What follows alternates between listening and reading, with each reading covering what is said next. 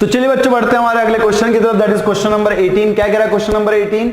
If 2 into sin square theta is equals to 3 into cos theta where theta is greater than equals to 0 less than equals to 2 pi then find the value of theta। ठीक है, क्या कह रहा है कि अगर 2 into sin square theta के बराबर में 3 into cos theta है, अगर 2 into sin square theta के बराबर में 3 into cos theta है, जिसमें थीटा जो है वो कैसा है, greater than equals to 0 less than equals to 2 पाई। इसका मतलब क्या होगा कि जो आपका थीटा है ना वो फर्स्ट, सेकंड, थर्ड या फिर फोर्थ इसमें से किसी भी क्वाड्रेंट में हो सकता है ना, इसमें से किसी भी क्वाड्रेंट में हो सकता है। और यहां पे आपसे क्या कह रहा है कि find the value of theta. अब देखो एक बात समझिएगा कि general solution of the trigonometric equation, ठीक है, ये अलग चीज है, and the value of theta जो है ना ये अलग चीज है। ठीक है, वैल्यू ऑफ थीटा एक अलग बात है और जनरल सॉल्यूशन जो है ये अलग बात है। ठीक है, तो यहां पे हमें जनरल सॉल्यूशन नहीं निकालना है, यहां पे हमें क्या करना है, थीटा की वैल्यू निकालना है। ठीक है ना, यहां पे हमें क्या करना है, थीटा की वैल्यू निकालना है। तो यहां पे देखो इसका हम सॉल्यूशन कैसे लिखेंगे, तो लिखिएगा solution for the question number 18।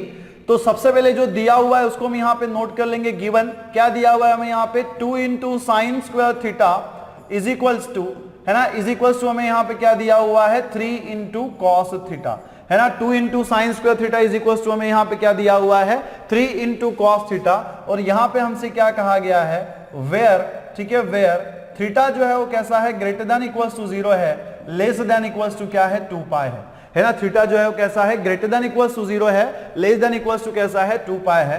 तो यहां पे देखना हमारे पास ट्रिग्नोमेट्री में एक आइडेंटिटी है ना, ट्रिग्नोमेट्री में एक आइडेंटिटी है कि sign square theta plus cos square theta जो है बेटा ये कितना होता है, 1 होता है ना। Sign square theta plus cos square theta कितना होता है, 1 होता है। तो मैं इसी को क्या लिख सकता हूं, मैं इसी को क्या लिख सकता हूं, sine square theta is equals to 1 minus cos square theta, है ना। इसी को मैं क्या लिख सकता हूं, sine square theta is equals to क्या, 1 माइनस कॉस स्क्वायर थीटा। तो यहां पे देखिएगा इसको अगर हम आगे सॉल्व करें तो कैसे लिखेंगे, ये जो 2 into साइन स्क्वायर थीटा है ना, इसमें 2 तो आपका एज इट इज रहेगा और साइन स्क्वायर थीटा की जगह पे मैं क्या रख सकता हूं, 1 माइनस कॉस स्क्वायर थीटा रख सकता हूं, है ना, 1 माइनस कॉस स्क्वायर थीटा रख सकता हूं। और इसके बराबर में क्या आएगा आपका, 3 into कॉस थीटा। ठीक, इसी को आगे हम कैसे लिख सकते हैं, यहां पे अगर हम 2 से अंदर मल्टीप्लाई करें तो 2 into 1 कितना हो जाएगा, 2। 2 into minus cos square theta कितना हो जाएगा, minus 2 into cos square theta. और इसके बराबर में क्या आ जाएगा आपका, 3 into कॉस थीटा। ठीक है, 3 into कॉस थीटा। अब मैं क्या करूंगा, जो राइट हैंड साइड में आपको टर्म्स दिख रही है ना, जो राइट हैंड साइड में आपको टर्म्स दिख रही है उसको मैं क्या करूंगा, लेफ्ट हैंड साइड में लेके जाऊंगा।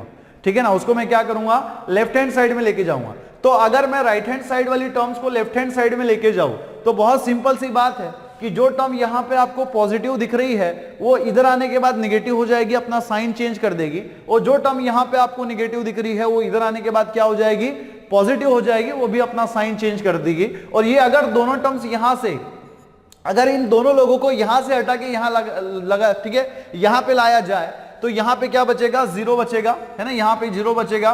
तो यहां पे कितना हो जाएगा, 2 को इधर शिफ्ट कर देंगे, कितना हो जाएगा, -2। -2 into cos स्क्वायर थीटा को इधर शिफ्ट कर देंगे, क्या हो जाएगा, +2 into cos स्क्वायर थीटा। और यहां पे क्या है हमारे पास, +3 into cos थीटा, है ना। यहां पे क्या है, 3 into cos थीटा। तो बेटा इसी को हम कैसे लिख सकते हैं, इसी को हम कैसे लिख सकते हैं, 3 into cos थीटा। ठीक है, 3 into cos थीटा को तो हम पहले नहीं लिखेंगे। यहां पे देखो इसी को हम कैसे लिख सकते हैं, ये 2 into cos स्क्वायर थीटा को मैं पहले लिखूंगा, 2 into cos square theta, plus उसके बाद देखिए ये 3 into cos थीटा, है ना, क्या दिख रहा है आपको, 3 into cos थीटा। और यहां पे क्या है, -2, इसके बराबर में क्या हो जाएगा, 0, है ना, इसके बराबर में क्या आ जाएगा, 0 आ जाएगा। ठीक है, अब थोड़ी देर के लिए मान के चलिए कि अगर मैं cos थीटा की जगह पे m पुट कर दूं, है ना, थोड़ी देर के लिए मान के चलिएगा कि अगर मैं cos थीटा की जगह पे m पुट कर दूं तो ये क्या हो जाएगा, 2 into m स्क्वायर प्लस क्या हो जाएगा, 3 into m। और यहां पे -2 इज इक्वल्स टू 0। ठीक है, यहां पे आप नोट कर लीजिएगा, where m is equals to, है ना, where m is equals to क्या है, cos थीटा है। मैंने कुछ नहीं किया, मैंने सिर्फ क्या किया, cos थीटा की जगह पे क्या रख दिया, m को रख दिया। ठीक है ना, cos थीटा की जगह पे क्या रखा, m को रखा। अब थोड़ा सोचिए कि अगर आप देख सको तो आपको यहां पे दिख रहा होगा कि this twice m square plus 3m minus 2 is equal to 0, it is nothing but the quadratic equation. है ना, ये क्या है हमारा एक क्वाड्रेटिक इक्वेशन है, और अगर ये एक क्वाड्रेटिक इक्वेशन है तो इसके हम रूट्स निकाल सकते हैं। इसके हम कैसे रूट्स निकालेंगे, यहां पे देखो m स्क्वायर के सामने क्या है 2 है ना, m स्क्वायर के सामने क्या है 2 है, और यहां पे कांस्टेंट क्या है -2 है, तो m स्क्वायर के कोएफिशिएंट को हम क्या करेंगे, कांस्टेंट कोएफिशिएंट से मल्टीप्लाई करेंगे, 2 इंटू -2 कितना हो जाएगा, -4 हो जाएगा। मतलब -4 के हमें ऐसे फैक्टर्स निकालने हैं जिसका मल्टीप्लिकेशन जो है वो कितना आना चाहिए, -4 आना चाहिए, और अगर एडिशन करें तो वो कितनी आनी चाहिए, 3m आनी चाहिए। ठीक है, तो आपको ये पता होगा कि अगर हम 4 इंटू -1 करें, है ना, अगर हम 4 इंटू -1 करें तो 4 इंटू -1 तो हमारा कितना हो जाएगा, -4 हो जाएगा, और 4 में से अगर -1 को घटा दिया जाए, 4 में से अगर -1 को घटा दिया जाए तो हमें कितना मिलता है, 3 मिलता है। ठीक है ना, कितना मिलता है, 3 मिलता है। तो कहने का मतलब क्या है कि बेटा इसी को हम कैसे लिख सकते हैं, 2 into M square plus 3m को हम क्या लिखेंगे, 4 इंटू एम माइनस एम, यहां पे कितना, -2 इज इक्वल्स टू 0। ठीक है, इसी को अगर हम आगे सॉल्व करें तो यहां पे देखो twice M square plus 4m, है ना, twice M square plus 4m, तो बेटा twice M square plus 4m में आपको क्या कॉमन नजर आ रहा है, 2 यहां पे 2m यहां पे कॉमन नजर आ रहा है, तो यहां से अगर हम 2m कॉमन निकाल दे तो यहां से 2 चला जाएगा, m स्क्वायर में से m चला जाएगा, यहां पे कितना बचेगा, m, यहां पे देखो m बाहर चला गया, 4 में से 2 बाहर चला गया, तो यहां पे कितना बचेगा, 2 बचेगा। और वैसे ही ये -m -2, यहां से हम लोग क्या करेंगे, माइनस साइन को कॉमन निकालेंगे तो ब्रैकेट में क्या बचेगा, m + 2 इज इक्वल्स टू 0। इसी में से हम लोग क्या कर सकते हैं, m + 2 को कॉमन निकाल सकते हैं, तो यहां से m + 2 को अगर हम कॉमन निकालेंगे तो ब्रैकेट में बेटा यहां पे क्या बचेगा, twice m - 1 is equals to 0। ठीक, यहां पे कितना बचेगा, twice m - 1 is equals to 0 बचेगा। ठीक है ना, कितना बचेगा, twice m - 1 is equals to 0 बचेगा। बेटा इसी को हम आगे कैसे लिख सकते हैं, इसी को देखो आगे हम कैसे लिख सकते हैं, m + 2 into twice m - 1 is equals, देखो इस बात को आप समझिएगा कि हमें ये बात पता है ना, बहुत से बच्चों, देखो पहले मैं नोट कर लेता हूं, m + 2 इंटू ट्वाइस m - 1 इसका, ठीक है, इसका इज इक्वल्स टू 0, इसी का मतलब क्या हो गया, m + 2 इज इक्वल्स टू 0, और क्या, twice m - 1 is equals to 0, है ना, twice m - 1 is equals to 0। ठीक है, अब मेरी बात सुनो, ठीक है, यहां पे बहुत से बच्चे जो है ना एंड लगाते हैं, या फिर बहुत से बच्चों को ये नहीं पता होता है कि यहाँ पे और क्यों आया। अब और क्यों आया, देखो इसका रीजन मैं आपको बता दूं थोड़ा सा। ठीक है, जैसे कि हमें पता है कि a into B is equals to क्या होता है, 0, तो बेटा a, थोड़ा सोचिएगा कि a into B is equals to 0 कब होता, कब होगा, है ना, जब उसमें से कोई एक वेरिएबल जो है वो 0 होगा। एक तो a आपका 0 होना चाहिए, या तो फिर b आपका 0 होना चाहिए, है ना। एक तो a, दो टर्म्स का जो प्रोडक्ट है ना, दो एलिमेंट्स का प्रोडक्ट 0 कब आ सकता है, जब उनमें से कोई एक टर्म या फिर उनमें से कोई एक एलिमेंट जो 0 होगा। इसका मतलब क्या होना चाहिए, either a is equal to 0 होगा या तो फिर b इज इक्वल टू 0 होगा। तो इसी का मतलब देखो m + 2 into twice m - 1 is equal to 0 है, तो इसका मतलब क्या है कि इन दोनों में से कोई एक टर्म जो है वो क्या होनी चाहिए, 0 होनी चाहिए। ठीक, अगर इन दोनों टर्म्स का मल्टीप्लिकेशन जो है आपका 0 आ रहा है ना, अगर इन टर्म्स का मल्टीप्लिकेशन, इन दोनों टर्म्स का मल्टीप्लिकेशन अगर 0 आ रहा है, तो इसका सिंपल सा मतलब क्या है कि इन दोनों में से कोई एक टर्म जो है वो क्या है, 0 है। इसलिए हमने क्या लिखा, m + 2 इज इक्वल टू 0 और twice m - 1 is equal to 0। ठीक है, एक तो दोनों में से कोई भी एक टर्म 0 होगा, इसलिए हमने क्या लिखा, m + 2 इज इक्वल टू 0 और twice m - 1 is equal to 0। इसी को अगर हम आगे सॉल्व करें तो इसको हम कैसे लिखेंगे, m इज इक्वल टू -2 और यहां पे क्या लिखेंगे, twice m is equal to 1, है ना, twice m is equal to 1। तो बेटा इसी का मतलब क्या हो जाएगा, m इज इक्वल टू -2 और क्या, और यहां पे क्या हो सकता है, m इज इक्वल टू 1/2, है ना, m is equal to 1/2। But since m का ही मतलब क्या है, m हमने क्या किया था, cos थीटा की जगह पे m का रखा था, तो m की जगह पे हम फिर से क्या करेंगे, cos थीटा को रिप्लेस कर देंगे, तो cos theta is equal to -2 और क्या होगा, cos theta is equal to 1/2 और क्या होना चाहिए, cos theta is equal to 1/2। ठीक है, यहां पे साइड में लिख लेना कि since m is equal to क्या, cos theta, since m is equal to क्या था आपका, cos थीटा।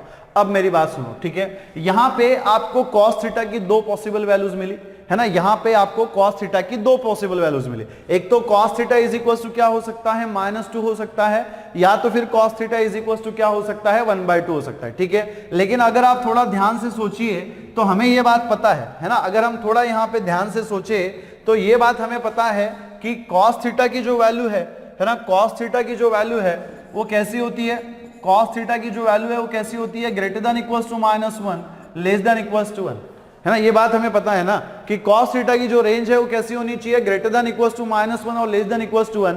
तो इसका सिंपल सा मतलब ये है कि cos थीटा की वैल्यू जो है वो -1 से लेस नहीं हो सकती और 1 से ज्यादा नहीं हो सकती, मतलब -1 से कम नहीं हो सकती और 1 से ज्यादा नहीं हो सकती।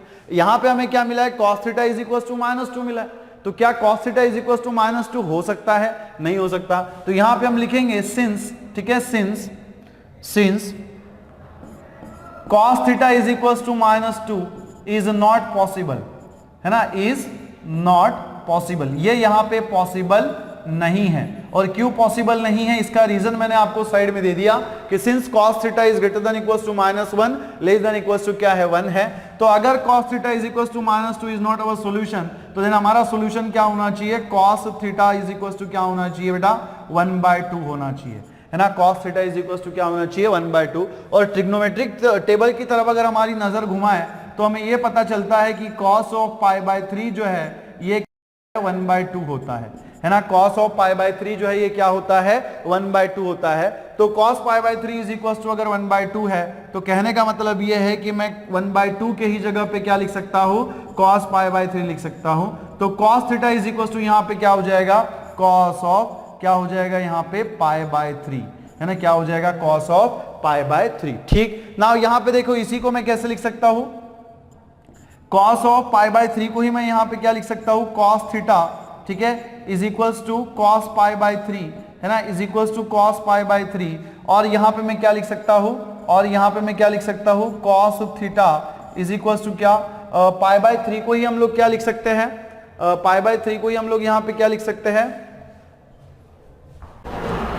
और देखिए इसी को हम लोग क्या लिख सकते हैं, ठीक है ना। एक बात समझिएगा, ठीक है, एक बात यहां पे समझिएगा कि यहां पे हमें cos theta is equal to क्या मिल रहा है, cos π/2। यहां फिर आप यहां पे देख सकते हो कि cos थीटा जो है ना यहां पे आपको क्या मिल रहा है, पॉजिटिव मिल रहा है ना। cos थीटा जो है यहां पे आपको क्या मिल रहा है, पॉजिटिव मिल रहा है। एक बात को समझिएगा जो मैं आपको यहां पे समझाना चाहता हूं कि cos theta is equal to यहां पे क्या मिला है, आपको 1/2 मिला है, मतलब cos थीटा आपको यहां पे कैसा मिला है, पॉजिटिव मिला है, ठीक है। अब ये बात समझिए कि cos थीटा जो है ये पॉजिटिव कहां पे होता है, एक तो आपका फर्स्ट क्वाड्रेंट में पॉजिटिव होता है, दूसरा कहां पे पॉजिटिव होता है, थर्ड क्वाड्रेंट में पॉजिटिव होता है, सॉरी फोर्थ क्वाड्रेंट में पॉजिटिव। एक तो कहां पे पॉजिटिव होता है, फर्स्ट क्वाड्रेंट में और फोर्थ क्वाड्रेंट में। तो ये तो फर्स्ट क्वाड्रेंट का एंगल हो गया cos π/3, ठीक है।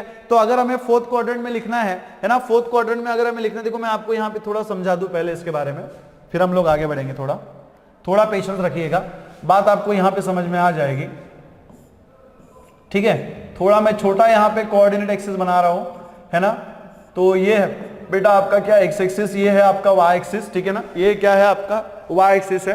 तो ये फर्स्ट क्वाड्रेंट हो जाएगा आपका, है ना। फर्स्ट क्वाड्रेंट क्या होता है, थीटा, ठीक है। और थर्ड क्वाड्रेंट में क्या होता है, 2π माइनस थीटा, ठीक है, 2π माइनस थीटा। तो as cos is positive, cos कहां पे पॉजिटिव होता है, फर्स्ट क्वाड्रेंट में पॉजिटिव होता है और फोर्थ क्वाड्रेंट में पॉजिटिव होता है ना। और कहां पे पॉजिटिव होता है, फोर्थ क्वाड्रेंट में पॉजिटिव होता है, ठीक है। और हमें ये भी पता है ना, हमें ये भी पता है कि cos ऑफ 2π माइनस थीटा क्या होता है, cos ऑफ 2π माइनस थीटा क्या होता है, cos थीटा होता है। क्यों, यहां पे देखो कि अगर मैं cos ऑफ, ठीक है ना, cos ऑफ 2π माइनस थीटा निकालू, अगर मैं cos ऑफ 2π माइनस थीटा निकालू तो cos ऑफ 2π माइनस थीटा कितना हो जाएगा, देखो एंगल क्या है 2π कहां पे आता है, x एक्सिस के ऊपर आता है। और x एक्सिस हमारा क्या है, नो चेंज एक्सिस है ना। x एक्सिस हमारा यहाँ पे क्या है, नो चेंज एक्सिस, मतलब फंक्शन चेंज नहीं होगा।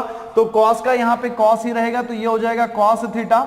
और फोर्थ क्वाड्रेंट में 2π माइनस थीटा कहां पे आता है, फोर्थ क्वाड्रेंट में। फोर्थ क्वाड्रेंट में cos जो है वो क्या होता है, पॉजिटिव होता है। तो cos ऑफ 2π माइनस थीटा को हम लोग क्या लिख सकते हैं, cos थीटा लिख सकते हैं। तो मेरा कहने का मतलब ये था, है ना, मेरा कहने का मतलब ये था कि ये cos theta is equals to cos of π/3, या फिर इसी को मैं क्या लिख सकता हूं, या फिर इसी को मैं क्या लिख सकता हूं, देखो cos थीटा को ही मैं क्या लिख सकता हूं, cos ऑफ 2π माइनस थीटा।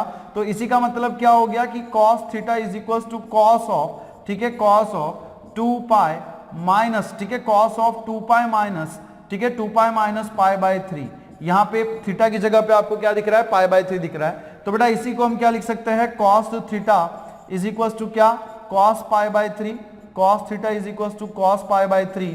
और यहां पे क्या होगा, cos theta is equals to cos of, यहां पे अगर हम सॉल्व करें 2π माइनस π/3 अगर हम सॉल्व करें तो 2 इंटू 3 कितना हो जाएगा 6 पाई, 6 पाई माइनस पाई कितना हो जाएगा 5 पाई बाय 3, है ना, कितना हो जाएगा 5 पाई बाय 3। तो आपको यहाँ पे जो थीटा की वैल्यू है एक तो क्या मिलेगी पाई बाय 3, और आपको यहाँ पे क्या मिल सकती है theta is equal to 5 pi by 3, है ना, और आपको यहाँ पे क्या मिल सकता है theta is equal to 5 pi by 3। ठीक है, तो थीटा की वैल्यू आपको क्या मिल सकती है, एक तो पाई बाय 3 मिलेगी, या तो फिर आपको यहाँ पे क्या मिलेगी 5 पाई बाय 3 मिलेगी। ठीक है, so this is the value of the theta and this is the solution of the what question number 18। ठीक है, तो ये किसका सॉल्यूशन है, क्वेश्चन नंबर 18 का सॉल्यूशन है। चलिए अगले क्वेश्चन की तरफ बढ़ते हैं। हमारे अगला क्वेश्चन क्या है, question number 19, if sec x into cos 5x plus 1 is equals to 0 where x is greater than 0 less than equals to pi by 2 then find the value of x। ठीक है, देन हमें किसका value यहाँ पे निकालना है, x का value निकालना है। ठीक है ना, किसका वैल्यू निकालना है, x का वैल्यू निकालना है। और एक बात ध्यान में रखिएगा कि यहाँ पे x जो है वो कैसा है, greater than 0 less than equals to pi by 2। Greater than 0 less than equals to pi by 2 अगर बोला गया है तो x जो है ये एंगल कहां पे होगा, फर्स्ट क्वाड्रेंट में होगा। ठीक है ना, देखो यहाँ पे ये जो रेंज दी जाती है ना, इट इज इंपॉर्टेंट। फिर से बात नोट करना, यहाँ पे x का वैल्यू हमें फाइंड करने के लिए कहा गया है, जनरल सॉल्यूशन हमें नहीं निकालना है। ठीक है ना, हमें किसकी वैल्यू निकालनी है बेटा, यहाँ पे x की वैल्यू निकालनी है, हमें जनरल सॉल्यूशन यहाँ पे नहीं निकालना है। ठीक, और यहाँ पे जो x है वो कैसा है, greater than 0 less than equals to pi by 2। इसका मतलब जो x है वो कहां पे है, फर्स्ट क्वाड्रेंट में है ना, कहां पे है, फर्स्ट क्वाड्रेंट में है। और ट्रिग्नोमेट्रिक इक्वेशन हमें यहाँ पे क्या दिया हुआ है, sec x into cos 5x plus 1 is equals to 0। क्या दिया हुआ है, sec x into cos 5x plus 1 is equals to 0। तो यहाँ पे देखिएगा इसका हम सॉल्यूशन कैसे लिखेंगे, तो लिखिएगा solution for the question number 19। ठीक है, solution for the question number 19 जो दिया हुआ है उसको हम यहाँ पे नोट कर लेंगे। पहले गिवन क्या दिया हुआ है हमें यहाँ पे, sec x into cos 5x, sec x into cos 5x plus 1 is equals to 0, है ना, sec x into cos 5x plus 1 is equals to 0।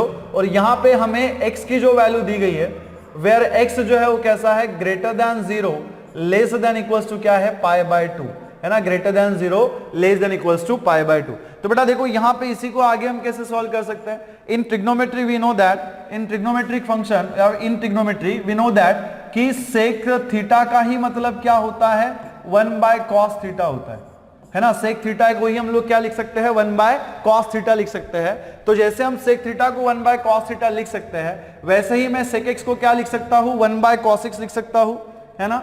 मैं सेक एक्स को यहां पे क्या लिख सकता हूं बेटा, 1 बाय कॉस एक्स लिख सकता हूं। तो ये 1 बाय कॉस एक्स इंटू क्या, कॉस 5x, है ना, into cos 5x plus 1 is equals to 0। ठीक है, इसी को अगर आगे सॉल्व किया जाए तो इसी को हम लोग क्या लिख सकते हैं, cos 5x इंटू 1 क्या हो जाएगा, ये cos 5x हो जाएगा, डिवाइडेड बाय कितना होना चाहिए, cos x, प्लस यहाँ पे क्या हो जाएगा, 1 इज इक्वल्स टू 0, है ना, प्लस 1 इज इक्वल्स टू 0। यहाँ पे अगर हम क्रॉस मल्टीप्लाई करें, यहाँ पे अगर हम क्रॉस मल्टीप्लाई करें तो cos 5x by cos x cross multiply करेंगे तो क्या हो जाएगा, cos x इंटू 1 कितना हो जाएगा, cos x हो जाएगा। यहाँ पे डिवाइडेड बाय कितना आएगा, cos x, ठीक है, डिवाइडेड बाय कितना, cos x, और इसके बराबर में कितना है, 0 है ना, इसके बराबर में कितना है, 0 है।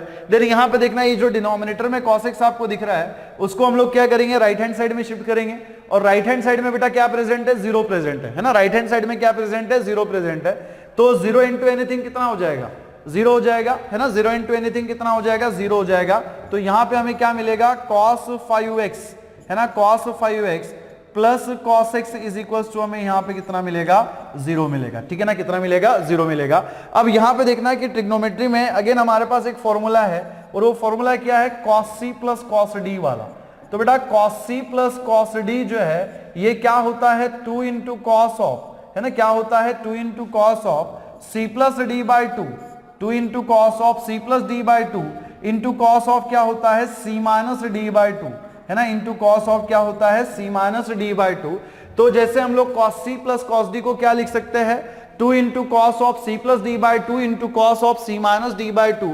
तो वैसे ही cos 5x plus cos x को हम यहाँ पे क्या लिख सकते हैं, यहाँ पे देखो ओनली डिफरेंस क्या है, c की जगह पे आपको क्या दिख रहा है, 5x दिख रहा है, और d की जगह पे यहाँ पे आपको क्या दिख रहा है, x दिख रहा है ना। c की जगह पे आपको क्या नजर आ रहा है, यहाँ पे 5x नजर आ रहा है, और d की जगह पे आपको यहाँ पे क्या नजर आ रहा है, x नजर आ रहा है। तो जैसे cos c plus cos d को हम क्या लिख सकते हैं, 2 into cos of c plus D by 2 into cos of c minus D by 2, वैसे ही cos of 5x plus cos x को हम क्या लिखेंगे यहाँ पे, 2 इंटू कॉस ऑफ है ना 2 into cos of c plus D, तो c का वैल्यू यहाँ पे क्या है 5x प्लस डी का वैल्यू यहाँ पे क्या है x डिवाइडेड बाय क्या हो जाएगा 2 इंटू कॉस ऑफ, ठीक है ना, इंटू कॉस ऑफ क्या होना चाहिए यहाँ पे देखिएगा into cos of c minus d by 2, इसका मतलब क्या 5x minus x divided by 2 is equal to कितना हो जाएगा 0 हो जाएगा, ठीक है ना, इज इक्वल टू कितना हो जाएगा 0 हो जाएगा। तो बेटा देखो यहाँ पे इसी को हम आगे कैसे लिख सकते हैं, ठीक है, यहाँ पे देखिए ये 2 इंटू है ना 2 इंटू यहाँ पे देखना कॉस ऑफ, ठीक है, कॉस ऑफ यहाँ पे देखो 5x प्लस एक्स कितना हो जाएगा ये 6x हो जाएगा, है ना, ये कितना हो जाएगा 6x, तो आपको क्या मिलेगा cos ऑफ 6x बाय 2, है ना, cos of 6x bye 2 into यहाँ पे देखिए cos ऑफ इंटू यहाँ पे देखिएगा cos of 5x minus x कितना हो जाएगा 5x माइनस एक्स कितना होना चाहिए 4x, तो ये हो जाएगा क्या 4x bye 2 is equals to कितना 0, है ना, 4x bye 2 is equals to 0। ठीक, इसी को हम कैसे लिख सकते हैं, इसी को हम कैसे लिख सकते हैं, ये 2 जो है इसको हम 0 की तरफ शिफ्ट कर देंगे तो यहाँ पे हमें क्या मिलेगा cos ऑफ 6x बाय 2 का मतलब क्या हो गया यहाँ पे 3x, ठीक है, और यहाँ पे into cos of 4x bye 2 का मतलब यहाँ पे क्या हो जाएगा 2x इज इक्वल्स टू 0 हो जाएगा। देखो आपको बात समझ में आई क्या, हमने क्या किया यहाँ पे जो कांस्टेंट था ना ये वाला 0 2, इसको हमने क्या किया 0 की तरफ शिफ्ट कर दिया तो वो क्या हो गया 0 हो गया, ठीक है ना, क्या हो गया 0।